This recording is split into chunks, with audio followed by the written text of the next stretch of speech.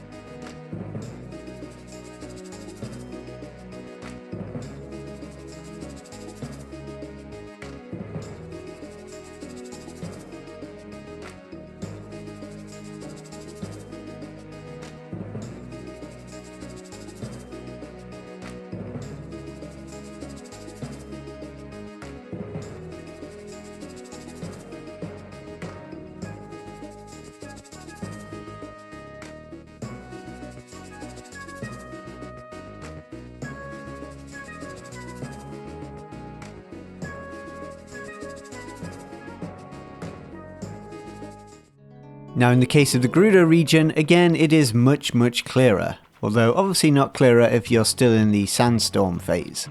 You'll also again notice the change in the colour of the sky, with a good portion of the Gerudo daytime being now mainly yellow, and then towards the end of the day becomes a lot more orange/red. When we finally reach the nighttime, it gets much darker than the normal base game, and in fact in the mod itself there are actually options to have the night lighter or darker, as well as reduced fog or normal fog. And the next region we're looking at is the Faron region.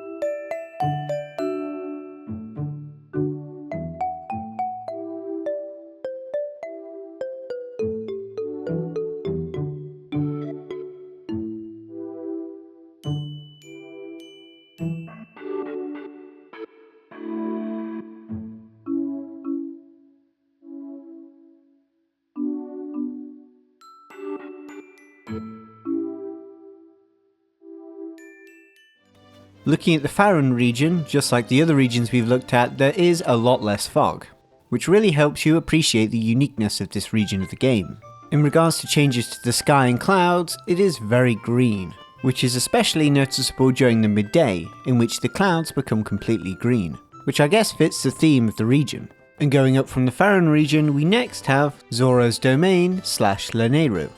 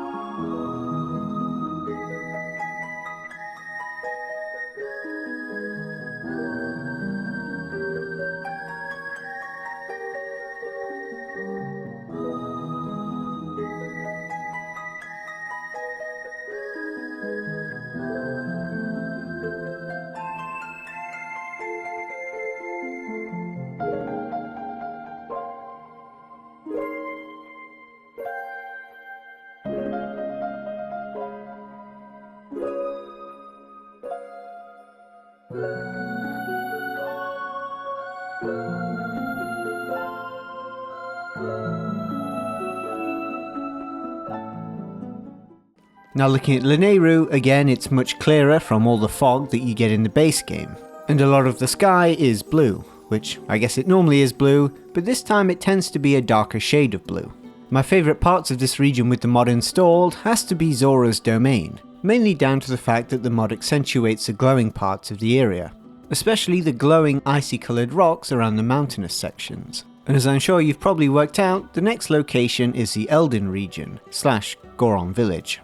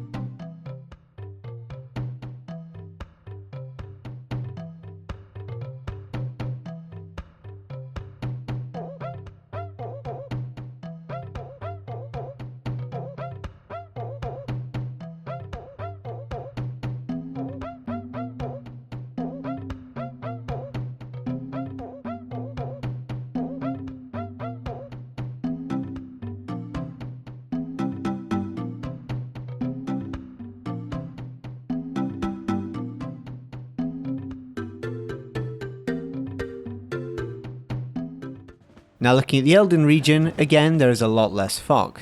And thanks to the increased colour from both the mod and the shader, the rocks in the region look a lot more redder. Quite similar to the rocks you'd see in a real life volcanic island, which makes sense, as there obviously is a volcano in the Eldin region. Looking at the sky, it is again colour coordinated just like the other regions, with it mainly being red, which obviously matches the Eldin region. And the next region we'll be looking at is the Akkala region, or is it Akkala? One of the two.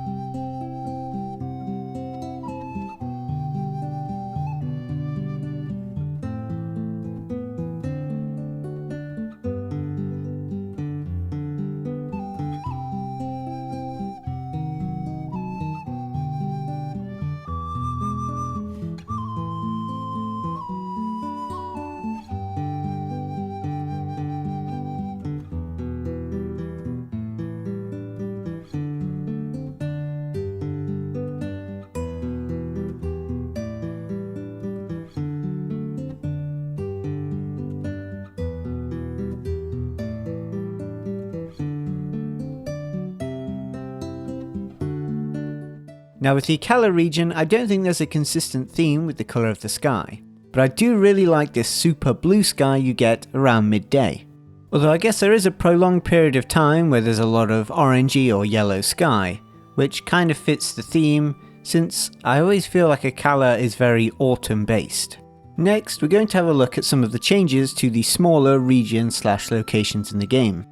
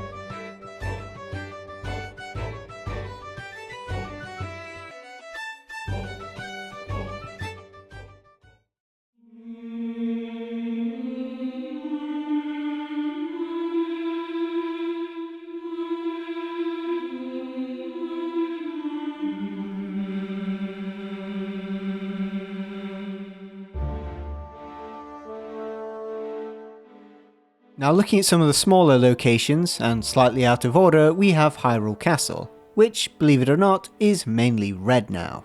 Although there is a period of time around 10 o'clock where the sky goes briefly green. But compared to the original game, the atmosphere around the castle, thanks to the new lighting, is much more intense. Now in terms of the Korok forest, there is a change to both the morning sky/weather and the evening sky/weather. Personally, I'm a big fan of the evening period, as it works really well with the cherry blossom, especially now there's less fog, making the cherry blossom more visible.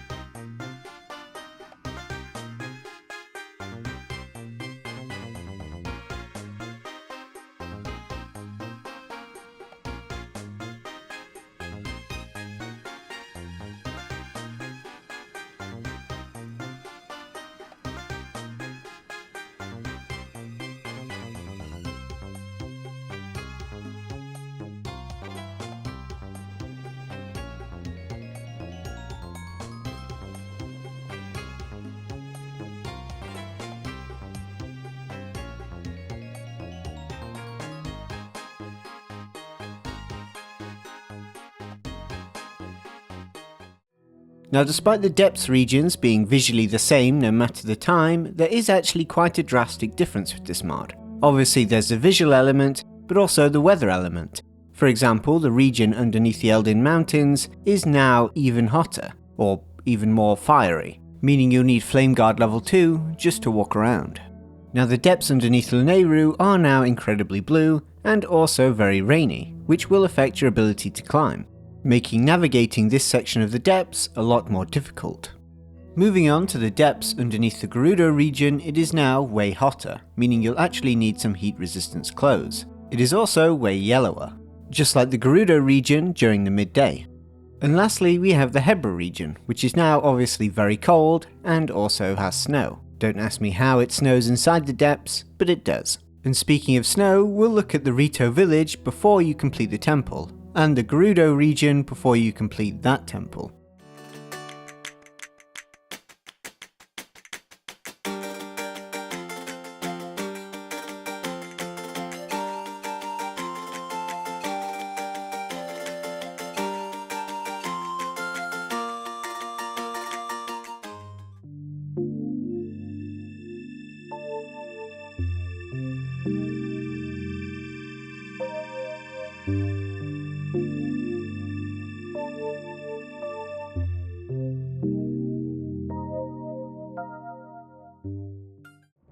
And we have one last location we're going to look at, that being Hyrule Field / Lookout Landing, which doesn't have the dramatic changes like the other locations, but still does have the increased clarity and more vibrant colours. Although from what I can gather, these changes actually apply to everywhere that isn't any of the locations we've covered previously.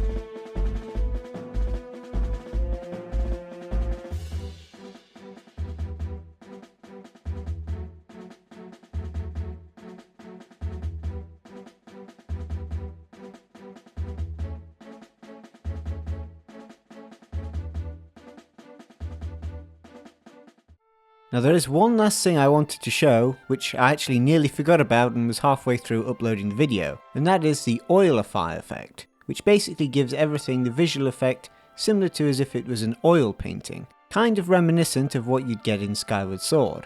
Personally, I think this effect works really well when it comes to things like trees and water. But since this effect is from the ReShader, you won't be able to apply it if you're obviously using an actual Switch. Although it wouldn't surprise me if there was a way to alter some monitors to give a similar visual effect. And I think with that we've basically covered everything, although I'm sure there probably are some things we've missed. If you want to try out the mod or the shader, you can find links to them in the description below. And please remember to support the original creators.